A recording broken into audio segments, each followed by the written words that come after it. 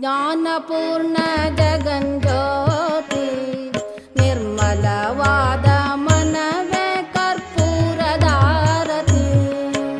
ಜ್ಞಾನಪೂರ್ಣ ಜಗಜ್ಯೋತಿ ನಿರ್ಮಲವಾದ ಮನವೇ ಕರ್ಪೂರದಾರತಿ.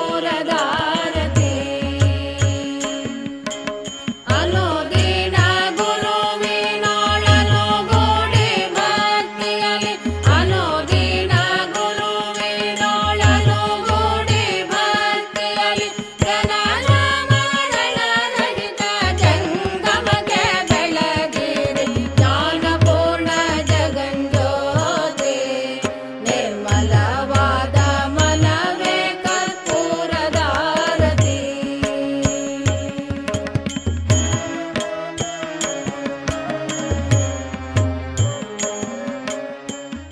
That means, what are the dams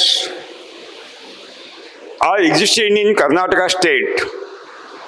The government of Karnataka will accept this technology, and if entire land will be under SPK, what are the water resources? We can irrigate 10 times more area if by this method.